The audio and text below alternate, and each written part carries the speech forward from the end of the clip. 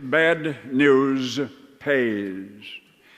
I'm on a foundation board, the MacArthur Foundation, which dispenses large sums for research. And I can tell you that a lot of scholars and a lot of institutions secure money for research by producing bad news about population, about resources, about environment. For another thing, there's a demonstrable fascination with. There's a proved public preference for bad news. Because what's bad news to somebody is good news to many.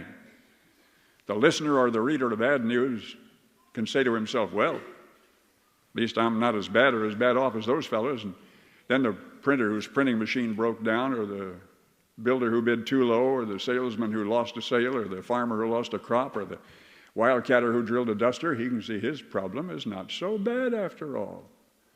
After all, bad news is good news. The reader does not want to read about some rich man who's healthy and happily married. That might tend to make the reader feel sorry for himself. But if the rich man is divorced or diseased or loses his money, that's more interesting reading, because then the reader can feel himself to be better off. There's always somebody in any hospital ward just enough worse off to help us feel comparatively fortunate. And noisy news serves that purpose. And thus the plane crash, which does not involve you, the billionaire in bankruptcy, the charity boss caught stealing, the movie actor charged with murder, these will continue to be on page 1 for as long as the fire which burns them warms the rest of us. By our own emphasis on all of the bad things, crime and inflation and pollution and floods and fires and discords and disaster and discontent, by our persistent preoccupation with negatives, we tend to unsell ourselves and our impressionable offspring on a way of life which is the envy of the rest of the world. And repetition is effective. Repetition is effective. Repetition is effective. Bob Barker asked a game show contestant for $500, name 2 famous brothers who made it possible for men to fly. Without a moment's hesitation, the contestant replied, Ernest and Julio.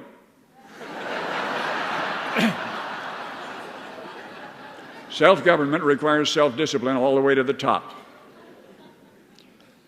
and all the way down to us. Then we may lead the world as we once did. For our nation's first 150 years, we led the world, not with guns, not with butter, not with money, but by example. The French threw off the yoke of their dissolute aristocracy. England initiated sweeping democratic reforms. Mexico, Central America, South America freed themselves from Spain, just watching our example. On this rebellious planet, storms are a part of the normal year in and year out climate of life. We earn the sweet by and by how we deal with the messy here and now. Sometimes the storm takes the shape of an economic holocaust or a prolonged drought, sometimes internal civil strife, sometimes a military confrontation. You know, Churchill said that the war years were England's finest hour. And we face a new testing time every lifetime. Some of us have been professional observers of several lifetimes. We remember epidemic TB and the crash of 29 and the Dust Bowl and Hitler's Holocaust and Pearl Harbor. We resent challenges, but we're no longer panicked by them.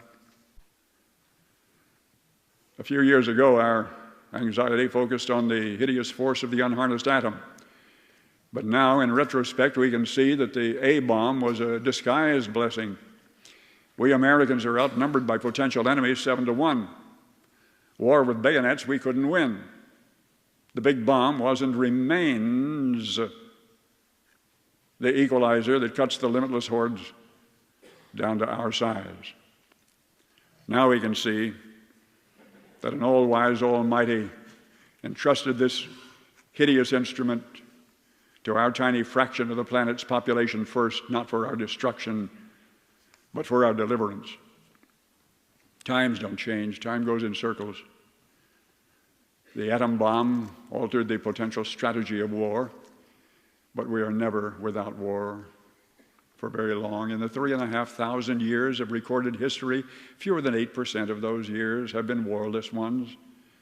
It's been barely, my goodness, it's been barely 138 years since we were at war with ourselves. So storms are part of the planet's normal climate, and eternity is being prepared somewhere, a perfect place, and we have to demonstrate here whether we deserve to be there. And if there were perpetual sunshine, there'd be no victory. So it's testing time again, and from everything I have seen, man alive, we're passing this test again, and with our colors flying. Members of Congress huff and puff and hold hearings and strike poses. The media makes an opportunity to rake some muck, and somebody's go to jail. And in between the Teapot Dome and Enron, we have endured 2 big wars and assorted lesser ones. During each, a frightened segment of Americans were convinced that our country was going to hell. It never did. Many times it went through a little hell, but it always came out on the other side of the crucible, heat-tempered and better than stronger and more prosperous than before. I discover in my travels that America is falling in love again with America.